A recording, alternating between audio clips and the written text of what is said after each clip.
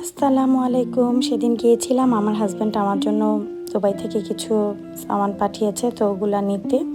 তো তারপরে ক্ষুধা লেগেছিল প্রচুর, সকাল টাইম ছিল আর কিছু খেয়েও যায়নি। তো এই দোকানে দেখলাম কি আছে। এরপরে আমরা দোকানের এইগুলো ভিডিও করাতে আমাদের এই দোকানের লোকগুলো বলছিল আমাদের মোবাইল নাকি ভেঙে ফেলবে, এতই বাজে ব্যবহার ছিল। এই যে টুপি পরা লোকটা, ওনার ব্যবহার খুবই বাজে ছিল। আর এই সামনের ছেলেটার তো বলার বাইরে বাজে ব্যবহার ছিল। এরপর আর কি করব, খাবার যেহেতু নিয়ে নিয়েছে, টাকা দিয়েছি, তো এই যে আমরা খাবারটা কিনে ফেললাম, খেয়ে ফেললাম। তারপরে এই যে অপেক্ষা করছিলাম সামান মালগুলোর জন্য আমার। আর এরপরে এই ছেলেটা হারানো গিয়েছিল, এরপর ওর বাবার হাতে এই পুলিশগুলো ওকে তুলে দিল।